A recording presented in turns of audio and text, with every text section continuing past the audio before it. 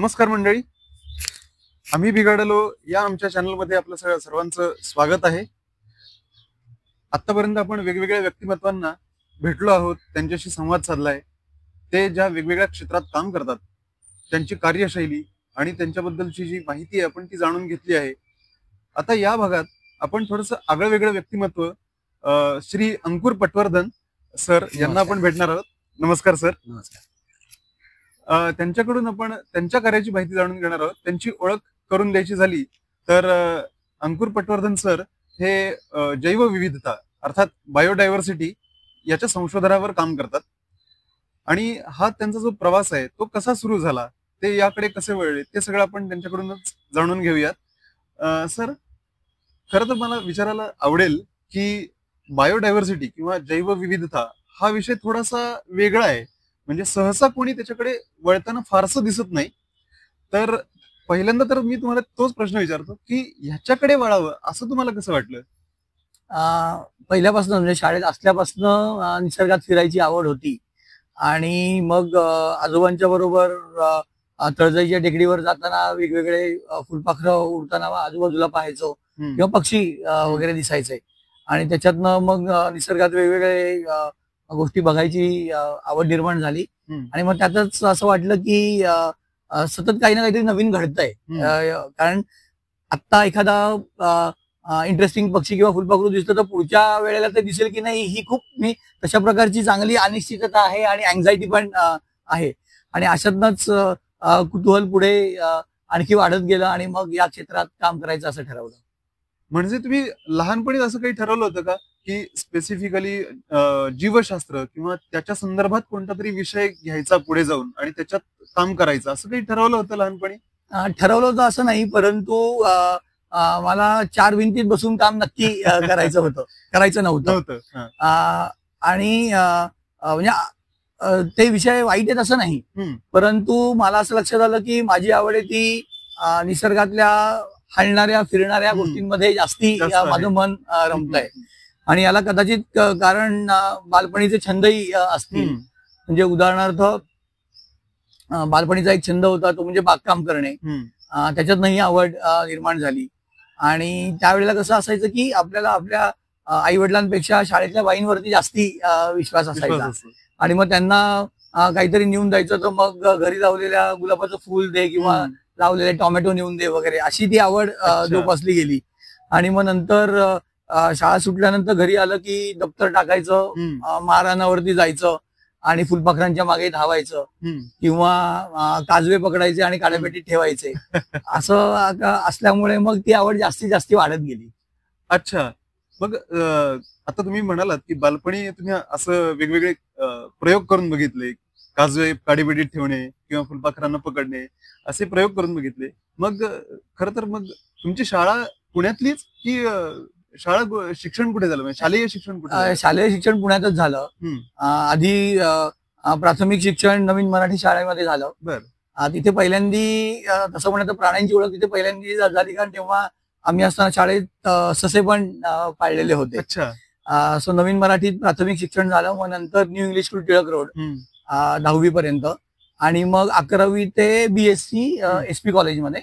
मग SP college मधनं मी वनस्पतीशास्त्र म्हणजे बॉटनी मधनं ग्रॅज्युएशन पूर्ण केलं आणि मग त्याच्यानंतर MSc ला पर्यावरणशास्त्र या विषयाकडे वळलो आणि मग PhD सुद्धा पर्यावरणशास्त्रामध्येच केली। अच्छा, म्हणजे डॉक्टरेट तुम्हाला त्याच्यामध्ये पर्यावरणशास्त्रामध्येच मिळाली? हो। अच्छा, खूप सुंदर तुमचा जो प्रवास आहे ऐकताना फार छान वाटतंय खरं तर। आणि आता जर तुमचा जो कल आहे तो जैवविविधता बायोडायव्हर्सिटीच्या संशोधनामध्ये आहे असं तुम्ही आता सांगितलं, तर जे जैवविविधता याच्यामध्ये संशोधन करावं हे कधीपासून म्हणजे किंवा हे कसं सुरू झालं? जेव्हा BSc ला होतो तेव्हा आमच्या स्टडी टूर वगैरे जायच्या आणि माझ्या सिनियर्स बरोबर आम्ही जंगलांमधनं खूप फिरायचो। म्हणजे खरं तर जंगलातल्या अभ्यासाची सुरुवात सिनियर्समुळे झाली असं म्हणलं तर काही वावगं ठरणार नाही। अच्छा। तेव्हा खरं तर जंगलाचा पहिल्यांदा परिचय झाला, म्हणजे दाट जंगल म्हणजे महाविद्यालयात असताना स्टडी टूर्स मध्ये नाही, स्टडी टूर मध्ये मग एक ठराविक जी ठिकाणं ठरलेली असायची तिथे नेलं जायचं, ती तोंड ओळख होती। पण संशोधन कसं करायचं त्याच्यासाठी मग आणखीन थोडंसं जास्ती एक्सप्लोर करत गेलो. तेव्हा मग जे सिनियर्स बरोबर होते, उत्कर्ष घाटे असेल किंवा सुनील भागवत असेल, योगेश गोखले असेल, हे पुणे परिसरातल्या आणि आपलं सातारा कोल्हापूर जिल्ह्यातली जी आपली चांगली जंगल आहेत, कोयना असेल, भीमाशंकर पुणे जिल्ह्यातला असेल किंवा राधानगरी वगैरे असेल, त्याच्यामध्ये जाऊन जंगलांचा अभ्यास करायचा आहे. आणि मग त्यांच्याबरोबर जंगलात फिरायला सुरुवात केली आणि मग ती आवड हळूहळू वाढतच गेली. आणि याच दरम्यान असं झालं की या साधारण बीएससी चा कालावधी होता. त्याच वेळेला त्या अतिशय इंटरेस्टिंग प्रकल्पावरती काम करायची संधी मिळाली. त्याचं नाव होतं सुसाळा जीन बँक. आपले तुमचं बीएससी चालू होतं तेव्हा? बीएससी चालू असताना ती संधी मिळाली. आणि मग यथावकाश बीएससी पूर्ण झालं आणि मग एमएससी चालू असताना मी या वेगवेगळ्या ऑर्गनायझेशनशी जोडला गेलो. म्हणजे फोर आईज फाउंडेशन असेल, ज्यांच्या मार्फत हा सुसाळा जीन प्रकल्प राबवला गेला, किंवा रानवा नावाची संस्था असेल की जे पुणे परिसराचा आणि शहरीकरणाचा जैवविविधतेवरती काय परिणाम होतोय त्याचा अभ्यास करत होते. आणि सुसाळा जीन बँकची कल्पना इतकी इंटरेस्टिंग होती की आपले जे एक ऋषितुल्य व्यक्तिमत्व आहे डॉक्टर वादव वर्तक, ज्यांना देवरायांच्या अभ्यासातला जनक समजलं जातं, त्यांनी अशी एक कल्पना मांडलेली होती की पश्चिम घाटात एस्पेशली महाराष्ट्रामध्ये ज्या काही सगळ्या वृक्ष प्रजाती असतील त्यांचा एक तरी जिवंत चांगला फोफावणारा इंडिव्हिज्युअल हा एका बेटावरती संरक्षित असावा. म्हणजे फक्त प्रयोगशाळेत बिया वगैरे किंवा जीन बँक असं न करता तो नॅचरल कंडिशन मध्ये कॉन्झर्व्ह व्हावा, ज्याला आपण इन सिटू कॉन्झर्वेशन असं म्हणतो. आणि सुसाळा म्हणजे आपल्या मुळशी जलाशयात असलेलं एक बेट आहे. त्यामुळे महाराष्ट्रात पश्चिम घाटात फिरून वेगवेगळ्या ठिकाणून वृक्षांची रोपं म्हणजे बिया गोळा करायच्या, त्या वाढवायच्या, वृक्षांची रोपं तयार करायची आणि त्या सुसाळा बेटावरती जाऊन लावायची. म्हणजे मग तिथे ती नैसर्गिकरित्या वाढतील आणि तिथे आपल्या जवळपास एक 450-500 जे वृक्ष प्रजाती महाराष्ट्रात त्यावेळेला नोंदल्या गेलेल्या होत्या, त्यांचा प्रत्येकाचा एक जरी इंडिव्हिज्युअल त्या बेटावरती असेल, अशी अत्यंत सुंदर संकल्पना प्राध्यापक वादवर्धक सरांनी मांडली होती. आणि मग त्याच्यात काम करायची संधी मिळाली. मला लक्षात आलं की फील्डवर्क हे मला जास्ती भावतंय आणि मग मजा येते. रोज नवीन काही ना काहीतरी बघायला मिळतंय, शिकायला मिळतंय. कारण त्यात नुसतं शास्त्रीय अभ्यास नव्हता, तर लोकांशी बोलणं होतं, लोकांच्या अडचणी समजणं होतं. आणि हा मग एक पर्यावरणाचा किंवा जैवविविधतेचा एक वेगळाच पैलू समोर आला की आपल्याला जे कॉन्झर्वेशन करायचंय ते फक्त आयसोलेशन मध्ये करून चालणार नाहीये, ते लोकांची मदत घेऊनच आपल्याला करायला लागणार. म्हणजे वेगवेगळ्या लोकांची त्याच्यामध्ये मदत लागणार आहे, त्यांचा सहभाग त्यात अपेक्षित होता. नक्कीच. म्हणजे अशा पद्धतीने तुम्ही खरं बॉटनी म्हणजे वनस्पतीशास्त्र ह्या एका विषयाकडून जैवविविधता या थोड्यासा ब्रॉड होत जाणाऱ्या अँगलकडे तिकडे तुम्ही वळलात तसं. हो.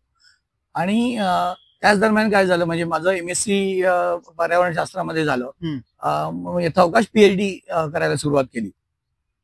त्याच दरम्यान साधारण 2003 साली गरवारे महाविद्यालयामध्ये एक नवीन कोर्स सुरू करायचं ठरत होतं. प्राध्यापक मिलिंद वाटवे यांनी त्याची रचना केलेली होती आणि या कोर्सचं नाव होतं बायोडायव्हर्सिटी, म्हणजे मास्टर्स इन बायोडायव्हर्सिटी.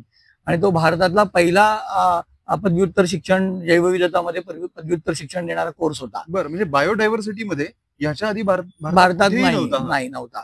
आणि मग हा कोर्स सुरू करायचं ठरलं. मग तेव्हा माझी फील्डवर्कची आवड बघून वाटवे सरांशी इंटरॅक्शन वाढत गेलं आणि मग त्यांनी मला विचारलं की असा आम्ही कोर्स गरवारे महाविद्यालयात सुरू करतोय, तर तुला तिथे शिकवायला आवडेल का?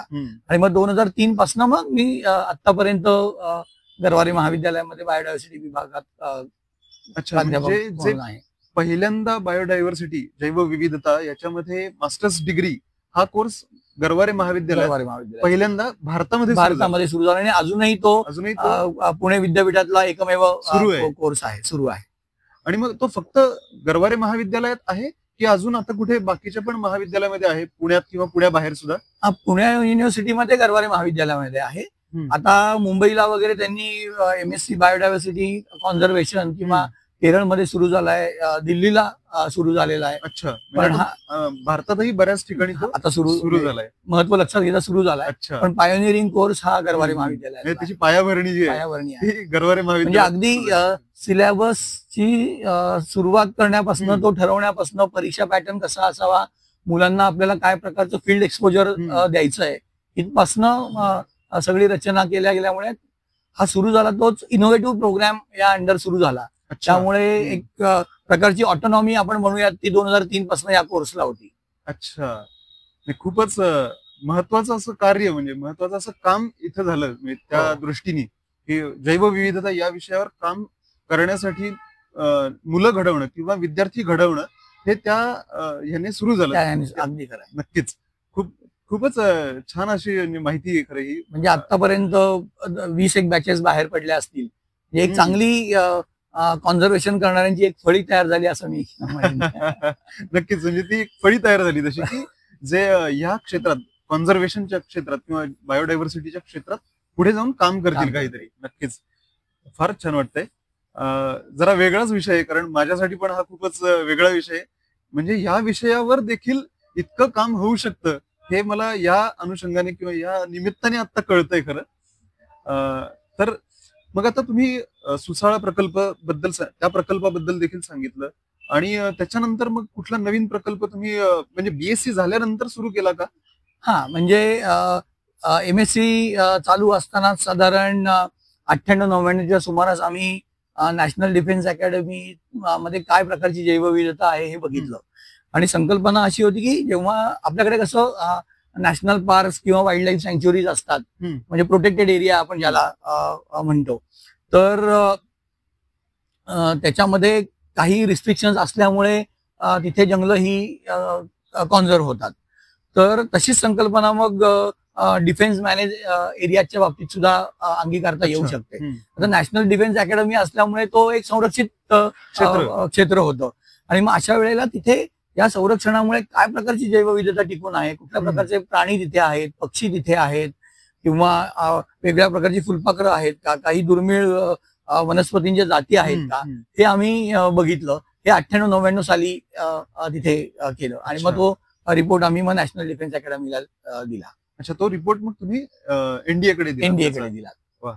आणि मग त्याच्यावरती पुढे अजून काही काम चालू आहे की ते फक्त तेवढ्या पुरतं होतं की कसं होतं? नाही, म्हणजे आता तो रिपोर्ट दिल्यानंतर त्यांनी तिथे जे वेगवेगळ्या थीम पार्क्स वगैरे करायच्या होत्या, त्याच्यामध्ये त्या रिपोर्टचा त्यांनी वापर केला.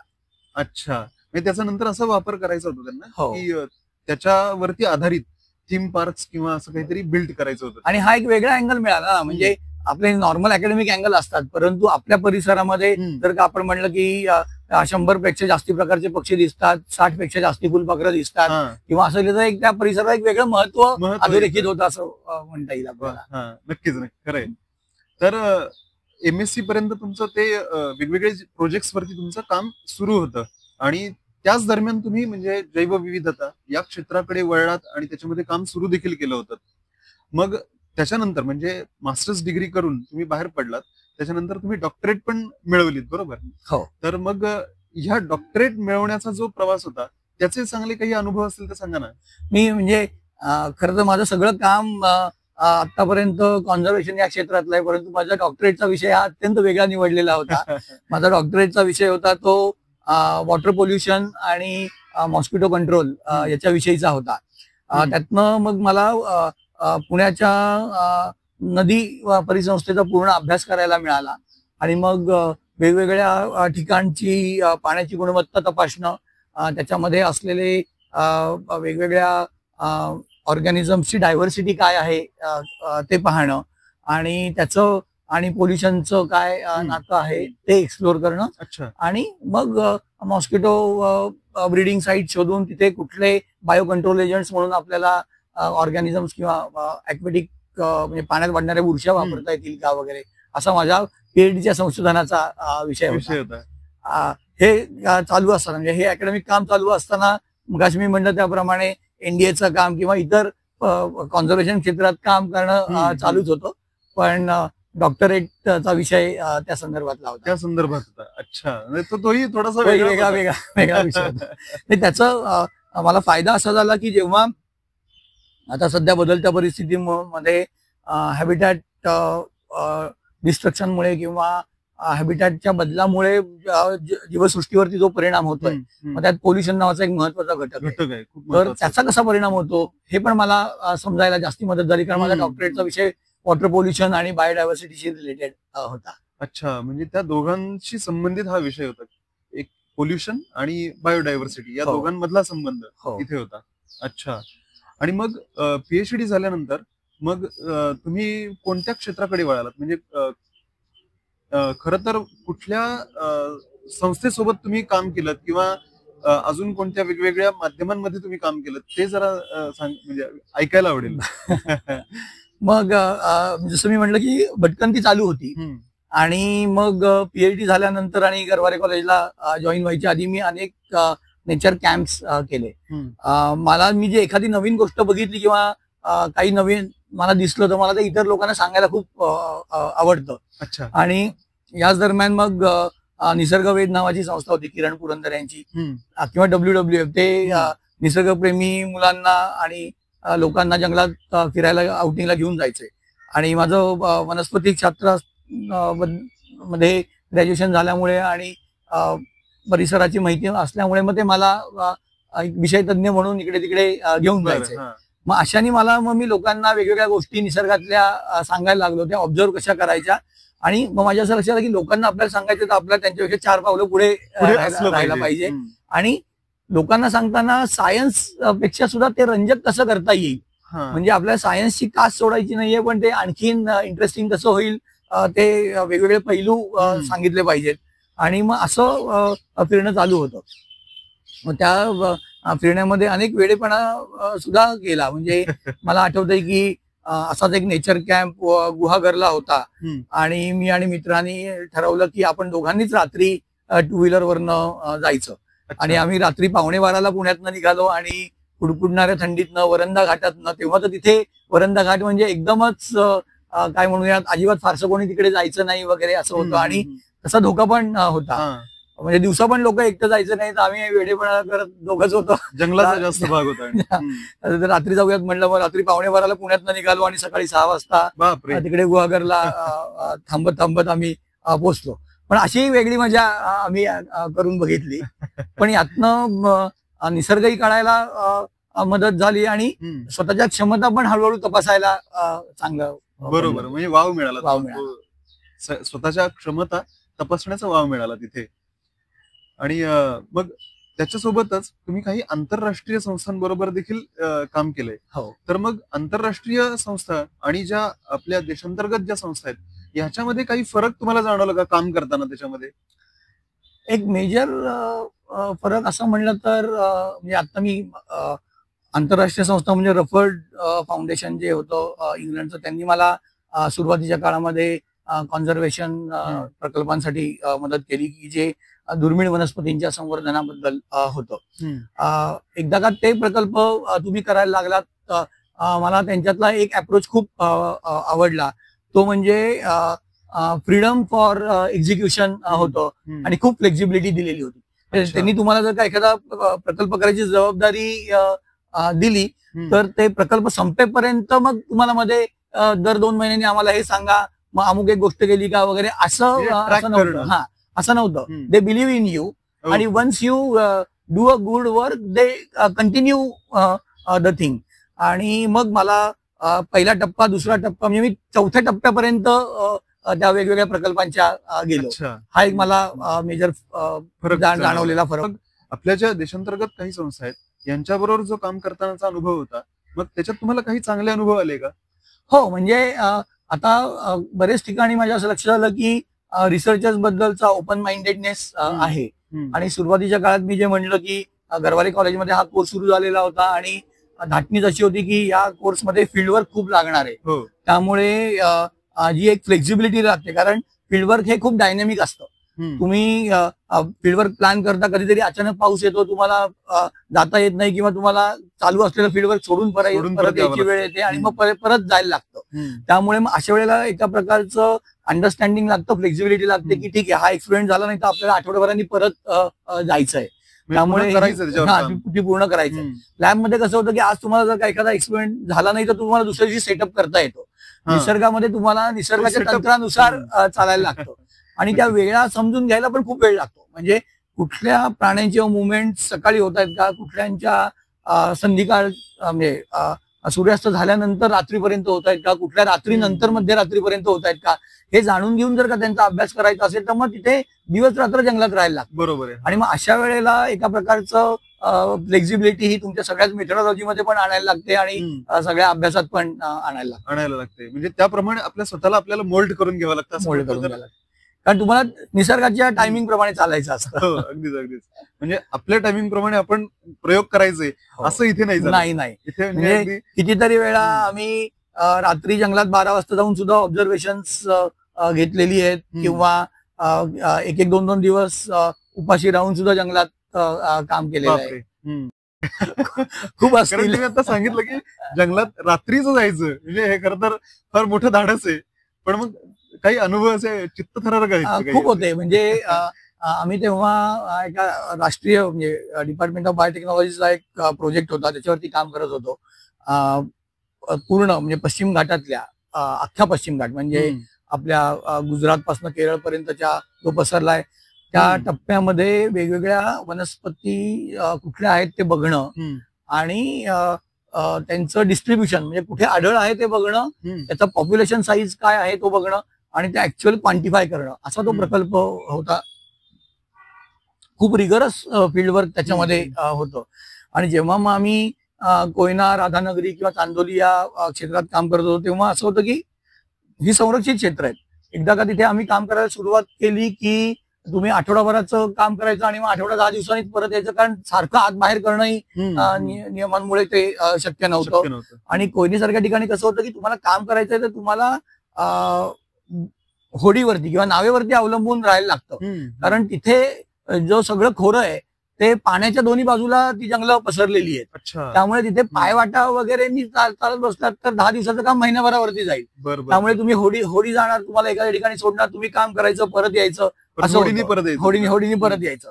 तो असं एकदा 2दा आमच्यावरती चांगला प्रसंग ओढवलेला होता की होडीने आम्हाला एका ठिकाणी सोडलं आणि आम्ही काम करत दुसऱ्या ठिकाणी जाणार होतो आणि होडीने तिकडे येणं अपेक्षित होतं. परंतु काहीतरी मिसकम्युनिकेशन झालं, होडी तिकडे आलीच नाही. आम्ही तिथेच रात्रभर जंगलात जागून काढली.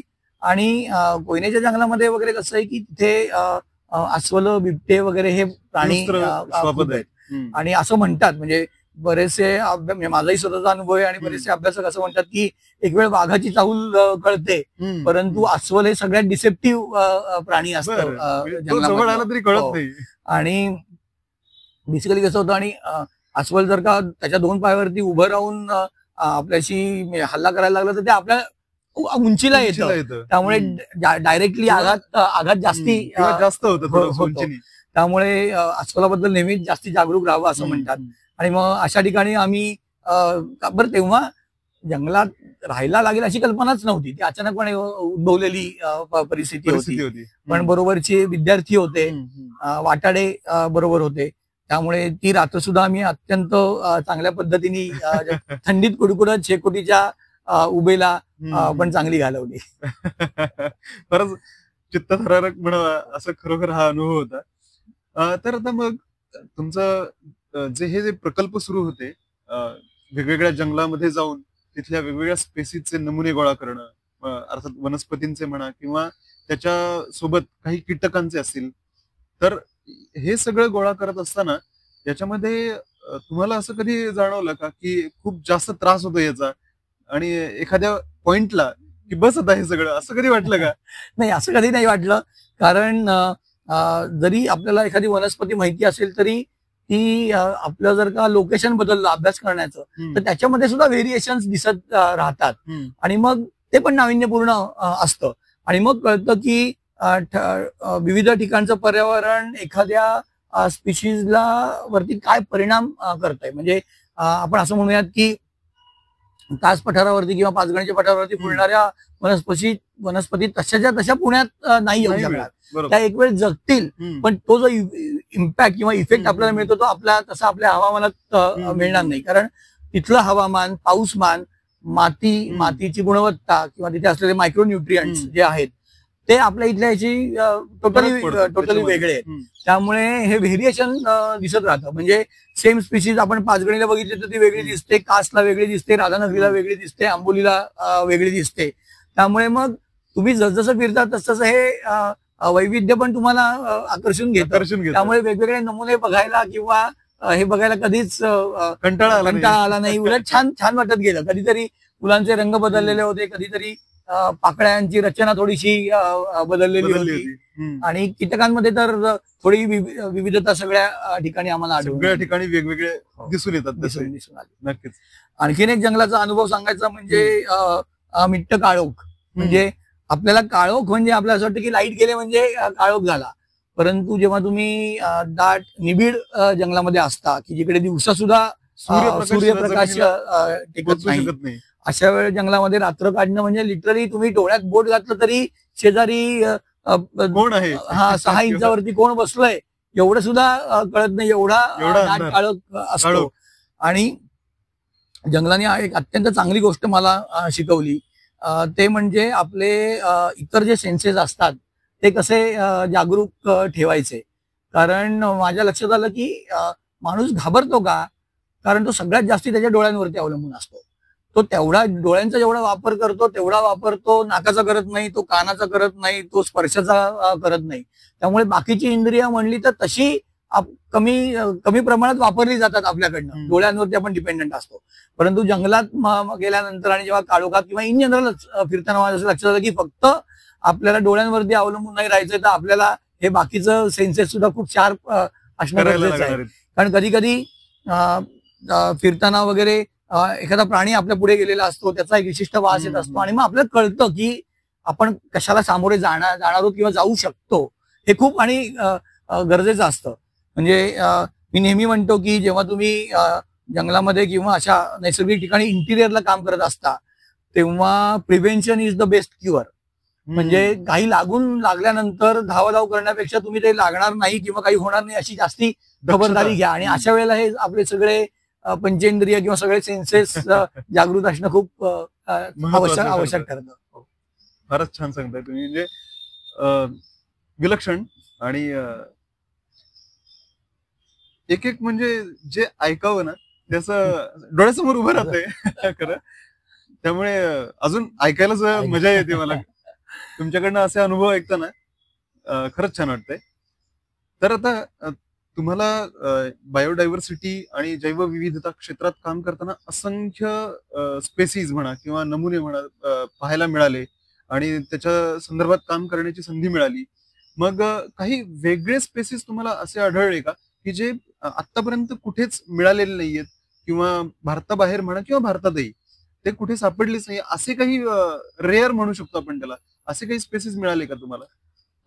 रेअर स्पेसीज बरेचदा कसं होतं की आपला जी माहिती असते ती जी वनस्पती असतील किंवा प्राणी असतील त्यांची जी रेकॉर्ड्स असतात ती प्रिझर्व करून ठेवली जातात. आणि ती हर्बॅरियम नावाचं जे कलेक्शन असतं तिथे असतात. तर तिथे आपण ती नमुना कुठनं गोळा केला याची लोकॅलिटी दिलेली असते. परंतु आपण जसजसं जास्त एक्सप्लोर करतो तसतसं आपल्या नवीन नवीन लोकॅलिटीज या त्या वनस्पतीच्या किंवा प्राण्याच्या या मिळू शकतात. बरेचदा असं लक्षात येतं की एखाद्या स्पीशीजचं दुर्मिळता म्हणजे त्याचं प्रमाण म्हणजे ती दुर्मिळ आहे, अतिदुर्मिळ आहे किंवा धोकाग्रस्त आहे, म्हणजे ज्याला आपण म्हणतो ना क्रिटिकली एंडेंजर्ड आहे, व्हल्नरेबल आहे, हे जे स्टेटस आपण ठरवलं जातं ते त्याच्या आढळ म्हणजे किती लोकेशन्सला आहे आणि काय प्रकारच्या पॉप्युलेशन मध्ये आहे याच्यावरनं ठरवलं जातं. आणि मग एखादी आपल्याला नवीन लोकॅलिटी मिळाली तर नवीन पॉप्युलेशन साईज करतो, ते लोकेशन ऍड होत राहतं आणि मग याला असणारे संभाव्य धोके कुठले आहेत त्या पॉप्युलेशनला, तिथे हॅबिटॅट बदलतंय का, का ती तिथे परपेच्युअली तशीच राहू शकते, अशा गोष्टी या तुम्हाला कळत जातात. त्यामुळे मी म्हणेन की रेअर स्पीशीज ज्या आपल्या माहिती आहेत त्यात जर का नवीन लोकॅलिटीला आपल्याला दिसून आल्या तर लक्षात येतं की अरे हा ही एक पोटेन्शियल जागा आहे की तिथे ती कॉन्झर्व होऊ शकेल, आणि मग तो एक आनंद वेगळा, रेअर स्पीशीज सापडण्याचा आनंद वेगळा असतो. अच्छा. आणि मग आता आपण ऐकतो की म्हणजे जनरल आमच्यासाठी कसं आहे की वाघ जर म्हटलं तर आता नामशेष होण्याच्या मार्गावर आहे असं पण म्हणतो. तर अशा नामशेष होणाऱ्या साधारण किती प्रजाती तुम्हाला म्हणजे आतापर्यंत आढळल्या अशा? मी जास्ती करून वनस्पतींमध्ये माझा अभ्यास आहे. अच्छा. म्हणजे नंतर मग वनस्पती आणि कीटकांमधला संबंध किंवा वनस्पती आणि पक्ष्यांमधला संबंध असाही अभ्यास आमचा विस्तारत गेला, पण प्रामुख्याने वनस्पती हा बेस राहिला. मग मी म्हणेन की एक आतापर्यंत 15-20 तरी अशा थ्रेटन्ड कॅटेगरी मधल्या स्पीशीज हो बघितल्या, आणि त्यातल्या अनेकांचं मी स्वतः प्रयोग करून जर्मिनेशन असतील किंवा कटिंग असतील ते करून जंगलामध्ये जिथनं दुर्मिळ झाले तिथे आम्ही रिवाइल्डिंग म्हणतात आता त्याला, की जिथलं ऑलरेडी नैसर्गिक पॉप्युलेशन हळूहळू कमी झालेलं आहे काही कारणांमुळे, तर ते जाऊन परत वाढवणं तर ते सुरुवात केलेली आहे. अच्छा. म्हणजे आता तुम्ही सक्रिय ते सहभाग घेऊन सगळं म्हणजे तुम्हाला असं तुमच्या विद्यार्थ्यांचा पण त्यात सहभाग मिळत असेल? हो, विद्यार्थ्यांचा खूप सहभाग मिळतो, आणि जसं मी पहिल्यांदा म्हटलं की स्थानिक लोकांचा पण याच्यामध्ये सहभाग आहे. कारण आपलं कसं होतं की आपण आपलं कॉलेज किंवा इतर गोष्टी सांभाळून काम करायला जातो, परंतु स्थानिक लोक ही कायम त्या जागेशी जोडलेली असतात. त्यामुळे तुम्ही जर का काही प्रयोग केले तर त्याच्यावरती लक्ष ठेवणं किंवा त्यांच्या ठराविक अंतराने नोंदी घेणं हे स्थानिक लोक आपल्याला मदत करतात. दुर्मिळ वनस्पतींवरती त्यांची रोपं तयार करणं वगैरे हे जेव्हा करायला सुरुवात केली तेव्हा मग त्या बिया परिपक्व झाल्यात का, नंतर त्या साठवायच्या कशा, हे मग आम्ही स्थानिक लोकांना शिकवलं.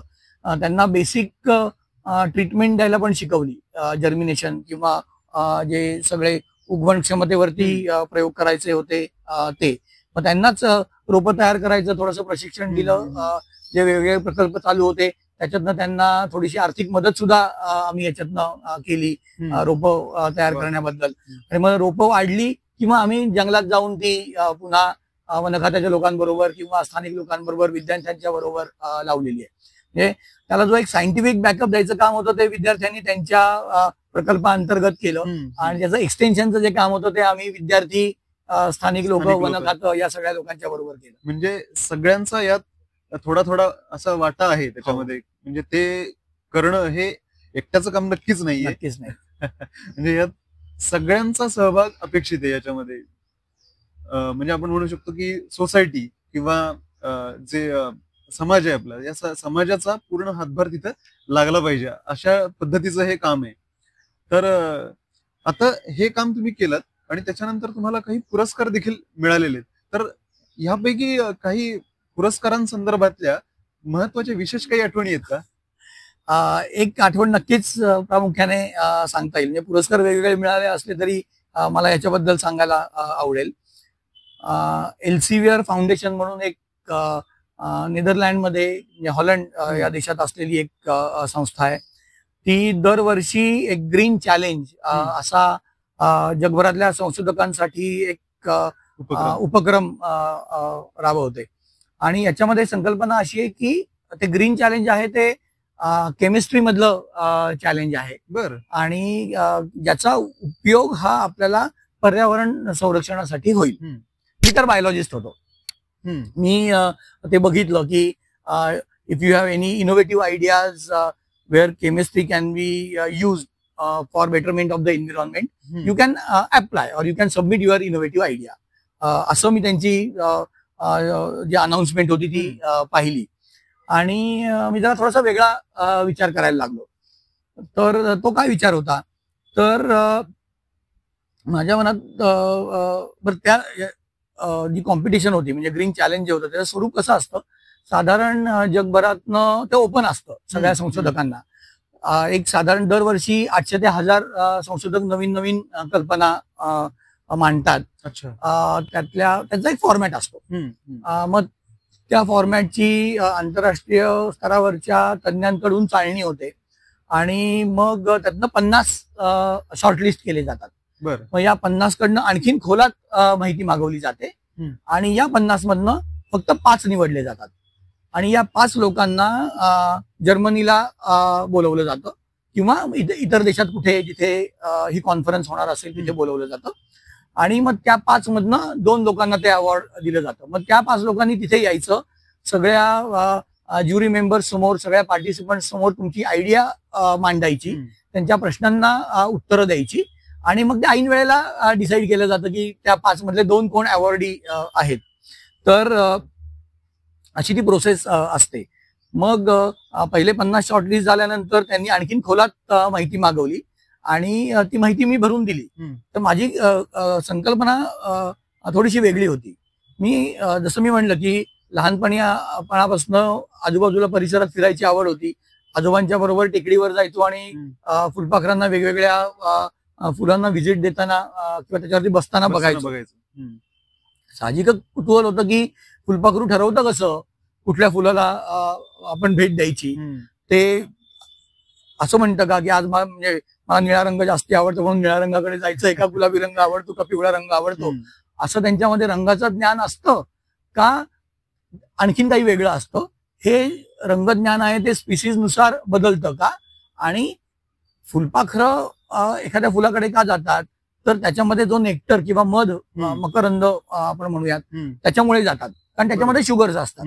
मग प्रत्येक जर का आपल्याकडे एवढी अनेक शेकडो जातीची फुलपाखरं आहेत, अनेक जातीच्या वनस्पती आहेत, प्रत्येक फुलपाखरू अनेक जातींना वनस्पतींना फुलांना व्हिजिट देत आहे, तर मग प्रत्येक वनस्पतीमध्ये नक्कीच वेगवेगळ्या प्रकारचे केमिकल कॉम्पोनंट्स हे असतील म्हणजे असतात नेक्टरमध्ये. मग फुलपाखरांना आकर्षण घेण्यात या केमिस्ट्रीचा किती रोल आहे असं मला बघायचं होतं आणि that is where green challenge आणि chemistry component comes into picture. त्यामुळे मग मी बायोलॉजी आणि केमिस्ट्री अशी दोन्ही सांगड घातली. असं सुचवलं की मी आधी जाणून घेईन की कुठल्या फुलांकडे ते जास्ती जात आहेत आणि मग त्या फुलांमध्ये ते का जात आहेत हे शोधून काढीन. ते जर मला कळलं तर मला फुलपाखरांना अट्रॅक्ट करणारं एखादं परफ्यूम बनवता येईल का. आणि हे का करायचं तर फुलपाखर सुद्धा पॉलिनेशन किंवा परागीभवनाचा एक महत्वाचा घटक आहे. आपल्याला मधमाशांबद्दल माहिती आहे पण फुलपाखरं किंवा पतंग म्हणजे मॉथ्स म्हणजे बटरफ्लाईज आणि मॉथ्स यांच्याबद्दल तुलनेने कमी माहिती आहे. मग हे जर का आपल्याला कळलं की ते कशामुळे अट्रॅक्ट होत आहेत, विशिष्ट रंग असेल, विशिष्ट केमिकल्स असतील आणि तसं जर का आपल्याला केमिकलचं फॉर्म्युलेशन जर का बनवता आलं तर आपल्याला ते अट्रॅक्टंट म्हणून वापरता येईल आणि मग फुलपाखरांमधलं किंवा कीटकांमधलं आपल्याला पॉलिनेशन सुद्धा वाढवता येईल का, अशी ती नाविन्यपूर्ण संकल्पना होती. वेगळी संकल्पना आणि ही त्यांना आवडली आणि मग त्यांनी मला एल्सेवियर फाउंडेशननी एक आंतरराष्ट्रीय पारितोषिक देऊन माझा गौरव केला आणि मला सांगायला आनंद होतोय की ते पारितोषिक मिळवणारा मी पहिला भारतीय होतो. खरं म्हणजे याबद्दल तर तुमचं खरंच मनापासून अभिनंदन की ते पारितोषिक मिळवणारे तुम्ही पहिले भारतीय आहात. खरंच अभिमानाची अशी गोष्ट आहे ही. आणि नंतर म्हणजे त्याच्यानंतर त्यांचं असं असतं की ते पास्ट विनर्सला सुद्धा पुढच्या वर्षी वगैरे बोलवतात. जेव्हा मागच्या वर्षी आमची पुन्हा भेट झाली तोपर्यंत गेल्या 3-4 वर्षात आम्ही चांगले मित्र एकमेकांचे झालेलो होतो, कारण संशोधक असल्यामुळे आमच्यात इतर एक्सचेंजेस पण खूप व्हायचे. तेव्हा बोलता बोलता त्यांनी मला सांगितलं की अंकुर तुझ्याकडनं जी आयडिया आलेली होती ती आतापर्यंतच्या 7 वर्षामध्ये आलेली पहिली टोटली इनोव्हेटिव्ह कल्पना होती, कारण बायोलॉजी आणि केमिस्ट्री घालायची सांगड घालण्याचा प्रयत्न आतापर्यंत कोणी केलेला नव्हता. वेगळा विचार आहे, फारच वेगळा विचार आहे खरं तर. आणि हे ऐकून मला पारितोषिकापेक्षा जास्त आनंद झाला. खूपच अद्वितीय असं काम आहे खरं तर. आणि ही तर झाली म्हणजे एक पारितोषिक तुम्हाला जे मिळालं, पुरस्कार जो मिळाला त्याच्याबद्दलची ही एक आठवण झाली. आणि मग हा पुरस्कार मिळाल्यानंतर तुमच्या काय भावना होत्या की म्हणजे कसं की अजून जोमाने काम करण्याची तुम्हाला उमेद मिळाली की अजून काही वेगळं नाविन्यपूर्ण काही करण्याचा तुमचा वेगळा प्रयत्न आहे आता? जोमाने काम करण्याची नक्कीच प्रेरणा मिळाली, कारण त्यांनी पुरस्कार दिला तो मांडलेल्या संकल्पनेवरती होता. आता ती संकल्पना प्रत्यक्षात आणणं हे खूप चॅलेंजिंग होतं, कारण जसं मी मगाशी म्हटलं की निसर्गात प्रयोग करणं आणि ते असे डेडिकेटेडली ठरवून एक्सपेरिमेंट डिझाईन करणं हे खूप अवघड असतं. कारण ठीक आहे तुमचं फॉर्म्युलेशन तुम्ही बनवलं, तुम्ही टेस्ट करताय, पण त्याला रिस्पॉन्स येईल की नाही, जर समजा एखाद्या दिवशी रिस्पॉन्स आला, दुसऱ्या दिवशी तो तसाच येईल की नाही माहिती नसतं, नाही आला तर त्याची कारणं शोधणं, त्याच्यात तुमच्या फॉर्म्युलेशन मध्ये बदल करणं, आणि बदल योग्य आहेत की नाही हे कोण सांगणार आहे, तर ते फुलपाखरं अट्रॅक्ट झाली की नाही ते सांगणार आहेत. त्यामुळे खूप चॅलेंजिंग होतं, जबाबदारी पण मोठी होती, आणि काम सुरू केलं, आणि आपण सगळेच जण कोविडला सामोरे गेलो. बरोबर. त्यामुळे इकडे तिकडे फिरणं आणि नोंदणी घेणं हे पूर्णपणे थांबून गेलं. मग मी असं ठरवलं की आपलं घराची जी गच्ची आहे तिथेच एक चांगली बाग डेव्हलप करायची, बटरफ्लाय गार्डन असं म्हणूया, आणि तिथेच आपले सगळे प्रयोग करायचे. त्यामुळे करोना काळामध्ये मी मजेने म्हणतो की it was a blessing in disguise for me. मी माझी गच्ची पूर्णपणे गेल्या 20 वर्षात काही केलेलं नव्हतं, ती मी 2-3 वर्षामध्ये ट्रान्सफॉर्म करून मी एक चांगली बाग बनवली, तिथेच माझे प्रयोग मी सुरू केले.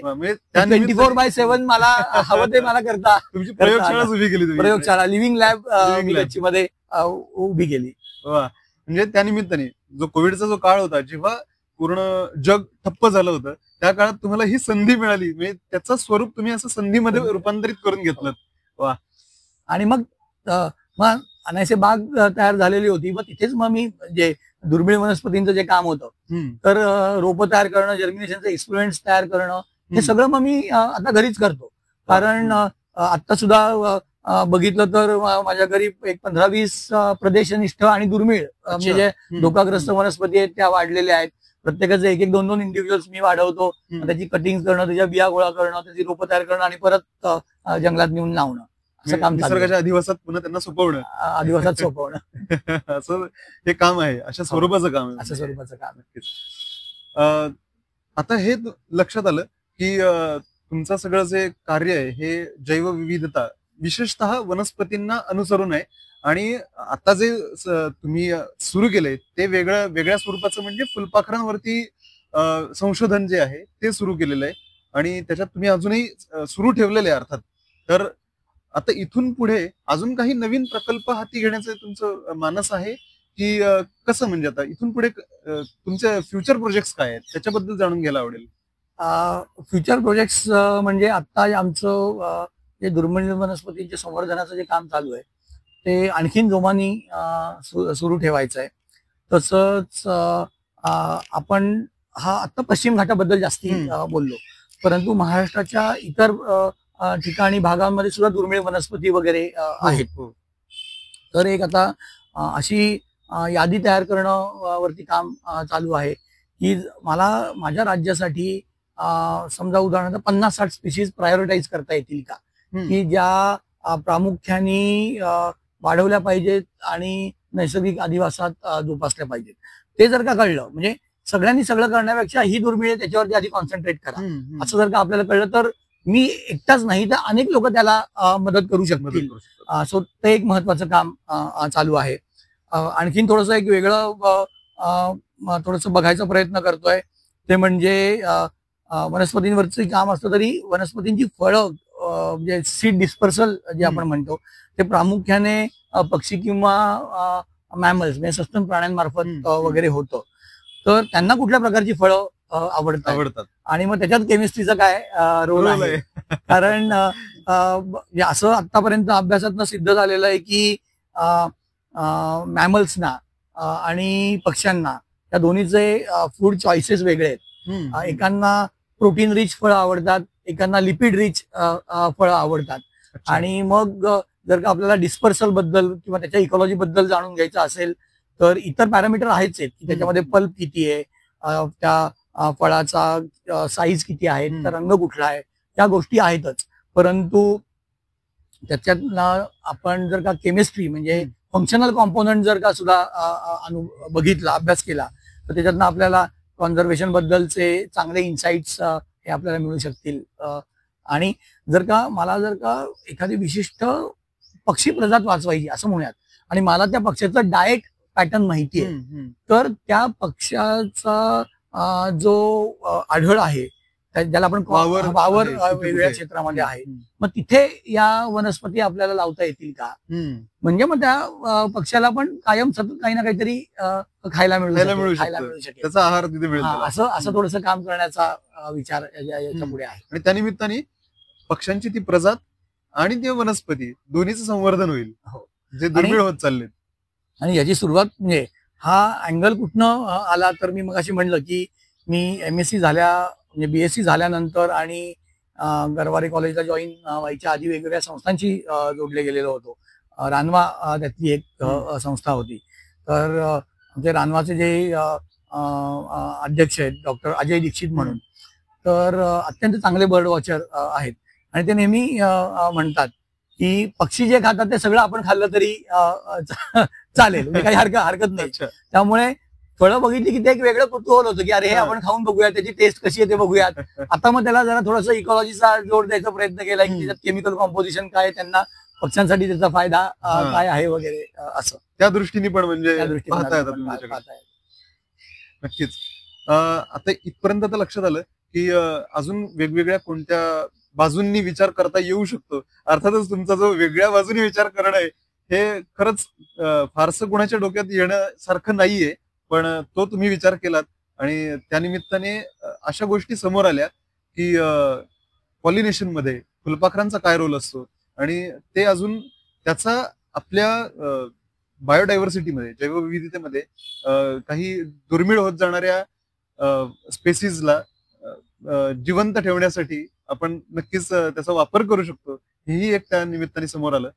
तर आता मग इथून पुढे म्हणजे शेतकरी हा एक असा घटक आहे आपल्याकडे की त्याच्यामध्ये पॉलिनेशनचा वापर नक्कीच होऊ शकतो.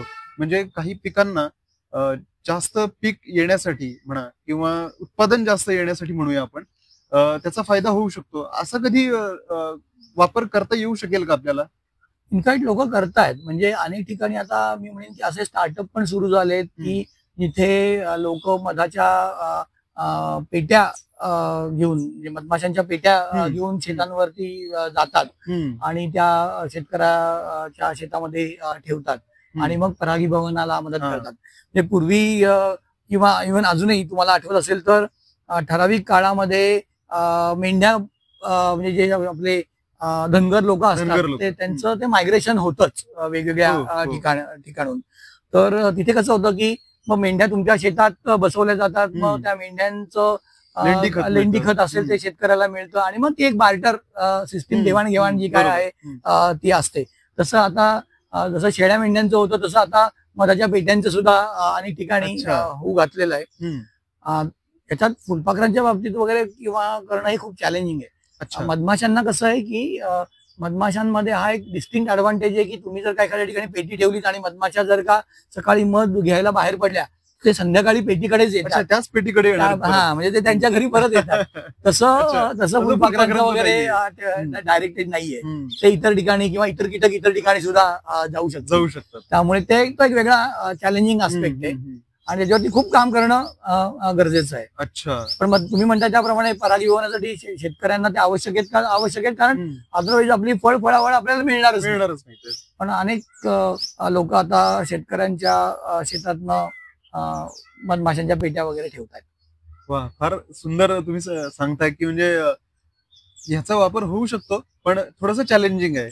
आणि अजून एक विषय माझ्या म्हणजे आता लक्षात आला खरं तर बोलता बोलता की वनस्पतींमध्ये काही औषधी वनस्पती पण असतात. तर मग औषधी वनस्पतींच्या दृष्टीने तुम्ही काही संशोधन केलंय का? आमचं जे दुर्मिळ जाती ज्या आहेत त्या जशा ज्या सगळ्यांच्या दुर्मिळ जातींबद्दल जे संशोधन चालू आहे त्या सगळ्यात औषधी आहेत असं नाही, पण त्यातल्या बऱ्याचशा औषधी वनस्पतींबद्दल पण आम्ही केलं. म्हणजे उदाहरणार्थ अमृता नावाची एक स्पीशीज आहे ज्याला पॉप्युलरली नरक्या असं म्हणलं जातं, किंवा सीता अशोक आहे. अशा वनस्पती की ज्या आयुर्वेदात वापरल्या जातात. वावडिंग आहे. तर आम्ही काय केलं की याची प्लांटेशन्स ही शेतकऱ्यांच्या बरोबर उभी करायला सुरुवात केली. का तर या औषधी वनस्पतींची मागणी ही सतत वाढतच जाते आणि जंगलातला स्त्रोत तुम्हाला किती वर्ष पुरणार आहे? पुरणार येतो जर का तुम्ही जंगलातनच घ्यायला लागला तर तिथलं पॉप्युलेशन कमी होईल होणार. आणि जीवसृष्टीवरती परिणाम होईल. हम्म. पण आपल्याला एक ॲश्युअर्ड सप्लाय पण पाहिजे, तर त्याचं ॲश्युअर्ड आपल्याला प्रोडक्शन पण केलं पाहिजे. मग अशा वेळेला शेताच्या बांधावरनं किंवा पडीक जमिनीमधनं वगैरे जर का त्याची लागवड आपण केली तर शेतकऱ्यांना पण त्याचा फायदा मिळू शकतो. मग असं आम्ही मग मावळातल्या वेल्ह्यातल्या शेतकऱ्यांच्या बरोबर काही स्पेशीजचे हे प्लॉट्स आम्ही मुद्दामून उभे केलेले आहेत. त्याचा उपयोग आपल्याला त्याची वाढ कशी आहे जाणून घ्यायला पण होतो आम्हाला संशोधकांना, आणि किंवा त्याचा उपयोग मग आपल्याला मदर ट्री याच्यापासून आपल्याला बिया मिळत राहतील आणि नवीन रोपं करायला उपयोग होईल असं पण आपल्याला होतो त्याचा वापर. हो. वा, फार छान असं तुम्ही सगळं वर्णन केलंय. तुमचं कार्याचं वर्णन आता आम्ही ऐकलं, आणि तुमचं जे काम आहे खरंच वेगळ्या स्वरूपाचं काम आहे. हे अगदी फार फार जास्त दिसून येत नाही असं काम आहे खरं तर. आणि या निमित्ताने तुम्ही पुढच्या पिढीला, म्हणजे जे युवक आता शिकतायत घडतायत, ह्या पिढीला काय संदेश देऊ इच्छिता? मला असं वाटतं की अनेक मुलांना या क्षेत्रात करिअर करण्याची इच्छा आहे आणि त्यांना आवड पण आहे, कारण मुलांना फिरायला आवडतं. आणि सध्या असं झालंय की नॅशनल जिओग्राफिक, अॅनिमल प्लॅनेट सारख्या चॅनल्समुळे ती आवड मुलांमध्ये इव्हन शाला स्तरापासून मला ती दिसते, आणि फोटोग्राफीमुळे ती वाढतीये. कारण आपण कशाचा फोटो काढला ही एक उत्सुकता बऱ्याच लोकांना असते. त्यामुळे अनेक ठिकाणी, म्हणजे आता कालच मी एक उदाहरण बघत होतो की ज्याचा बायोलॉजीशी काही संबंध नाही असे कोणीतरी फोटो काढलेला होता, आणि नंतर लक्षात आलं की अरे ती सहसा न आढळून येणारी जात आहे. तर असं पण होऊ शकतं. तर मी मुलांना एवढंच सांगेन की या क्षेत्रामध्ये खूप संधी आहेत, आणि या क्षेत्रात गरज कशाची आहे तर पेशन्सची प्रचंड गरज आहे. कारण जसं मी मगाशी म्हटलं की हा सेट एक्सपेरिमेंट नाहीये. तुम्हाला निसर्गात जाऊन काम करायचं तर तुम्हाला तासनतास वेळ दिला पाहिजे. नीट ऑब्झर्वेशन ही मेटिक्युलसली घेतली पाहिजेत, कारण तुम्हाला डेटा लागतो तो खूप चांगला डेटा त्याच्याबद्दल लागतो, आणि तो जनरेट व्हायला खूप कालावधी द्यायला लागतो. सो पेशन्स पाहिजे, फिरायची आवड पाहिजे, नवीन नवीन जागा, परिसंस्था, हॅबिटॅट ढूंढायची आवड पाहिजे. आणि असं जर का असेल तर तुम्ही हवं त्या प्रकारचं काम करू शकता. आणि आता मला एक जाणवतोय तो ट्रेंड, म्हणजे बरीच मुलं अजूनही स्पीसीज स्पेसिफिक खूप काम करतात. तर की जे चांगलंच आहे, म्हणजे जाणून घेणं. परंतु मी म्हणेन की स्पीसीज स्पेसिफिक आवश्यक आहे, परंतु तेवढंच किंबहुना त्यापेक्षा जास्ती हे हॅबिटॅट प्रोटेक्शन किंवा अधिवास कसा टिकवायचा हे पण बघणं आवश्यक आहे. मग त्याचा एक ब्रॉडर पर्स्पेक्टिव्ह आपल्याला आला की मग त्या अधिवासात असणाऱ्या स्पीशीज ऑटोमॅटिकली प्रोटेक्ट होत राहतील. तर तो एक अँगल पण चांगला संशोधनामध्ये पुढे जाण्यासारखा आहे. नक्कीच. अतिशय सुंदर आणि छान शब्दात अंकुर सरांनी आता वर्णन केलंय, आणि युवकांना मार्गदर्शनही केलंय की ह्या क्षेत्रात संधी खूप आहेत, याच्यामध्ये पेशन्सची आवश्यकता आहे, आणि बऱ्याच क्वालिटीज जर तुमच्यात, अशा जर का क्वालिटीज तुमच्यात आहेत तर नक्कीच तुम्ही या क्षेत्रात येऊ शकता.